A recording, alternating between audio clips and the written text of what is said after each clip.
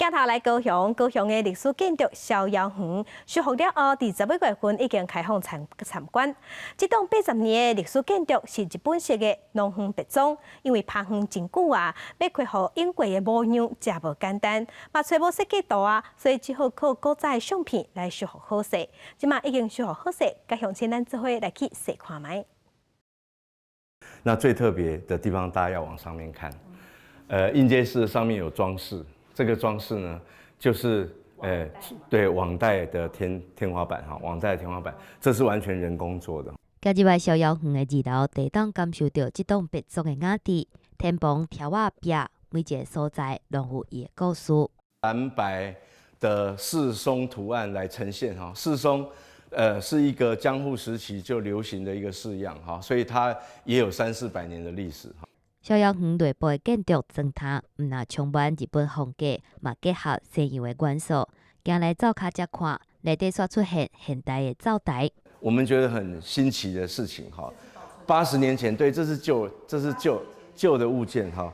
这间日本贵族大古公司的别庄，整修的过程其实是真困难。刚开始完全找无建筑图等等的第一手资料，后来是靠日本人提供光批甲相片，才知影讲这栋建筑原本是写做什么款。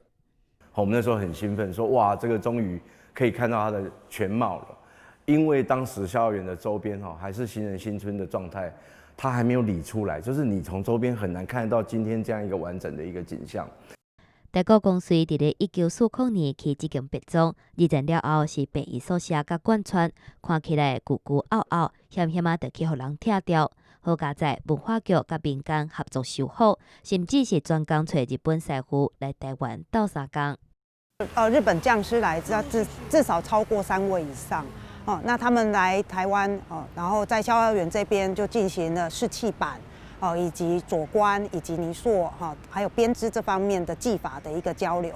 那我们台籍的匠师看到也是觉得非常的惊讶，因为有一些技法可能我们这边并不了解怎么样子来进行。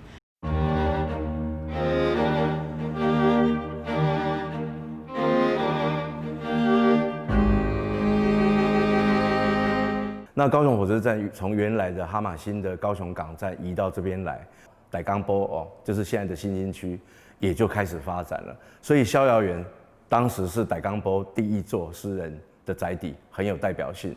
这摆逍遥园重新开放，文化局甲日本照80年前逍遥园成立的时阵的纪念会一盘来台湾展览1个月，民众会当来遮斟酌参观这间见证高雄发展的历史建筑。记者综合报道。